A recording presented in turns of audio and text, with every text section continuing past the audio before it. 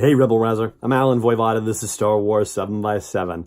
We're at episode number 1724 today. Thank you so much for joining me for it. Thank you so much for subscribing to the show. Thank you so much for all the ratings and reviews that you have dropped in recently. And thank you so much, especially to the patrons of the show who help make this possible every single day with their support at patreon.com/SW7x7.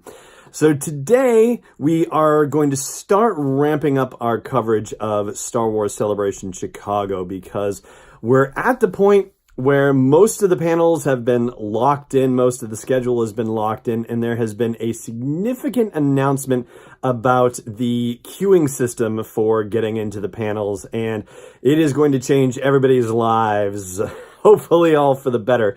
And, you know, it's one of those things where the three celebrations I've had the, very wonderful privilege of going to in 15, 16, and 17, there was an overnight queuing system where everybody who decided to line up for the initial panel of the day on the main stage, usually the celebration stage, that was, being on a concrete floor with thousands of people overnight and, you get a little bit delirious, and then you get woken up at all hours of the day and night by crazy happenings, DJs dropping in, Ryan Johnson suddenly showing up to take photos and sign autographs, all, pizza deliveries, all sorts of bizarre happenings and whatnot. And so this time, that is not going to be the case. There is not going to be any overnight queuing at Star Wars Celebration Chicago. And that official announcement happened before they announced the actual queuing system, and so they got people a little bit nervous, like, what, people are just going to line up outside and they're going to be all stuck in the bitter, cold Chicago nights. Well, they're trying to keep people from doing that as well, and so they've come up with this new light speed system, which, in a way, it almost sounds like like I was reminded of the Fast Pass system at Disneyland and Disney World pretty immediately, but it's been a few years since I've done that, so, the details of that are a little sketchy in my head, but we're going to demystify what's happening with the details for Lightspeed and how it's going to affect the experience, and also how it's going to affect what happens with you and I for Star Wars 7x7. Now, there are a couple of aspects to this system.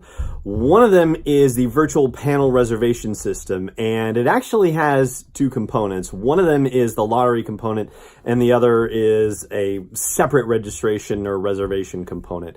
The lottery system has to do with the first panel of the day on the celebration stage, which will also be streamed to the Galaxy and or the Twin Suns stages. I think one of them is only streamed to one stage on one of the days. And so you are going to have to enter a lottery situation if you want to attend that panel, and you will be randomly assigned to either the celebration stage where it's live or the Galaxy or Twin Sun stage where it is live streamed. And for those of you wondering, those first panels of the day, on Friday, it's going to be the episode 9 panel. On Saturday, it's going to be the Galaxy's Edge panel.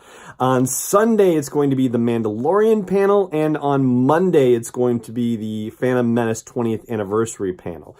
And interestingly enough, they say that the celebration stage room is not going to be cleared after the morning panel. So at Celebration, generally speaking, they kick everybody out before the next panel happens. But if you just want to camp out in the Celebration stage, Wintrust Arena all day long, and then just kind of move closer and closer to the stage throughout the day, then that appears to be your prerogative. Not so with the Galaxy and Twin Sun stages, but hey, the major stuff, in theory, the major stuff is happening at Celebration. I can say, having looked at the schedule, that there are some major things happening at Galaxy and Twin Suns exclusively. So, it's to each their own situation. But, yeah. Anyway, so that is one half of this virtual panel reservation system, is the lottery to get into the very first panel of the day at the celebration stage. The other half of it has to do with additional reservations you can make. And you can make one reservation per stage per day for Galaxy and for Twin Suns, excluding the first panel that gets streamed to Galaxy and Twin Suns. So basically anything after they clear the room at noon. And everything else is going to have a first come, first served standby line, or, basically any, opportunity to be able to show up and get into the panel.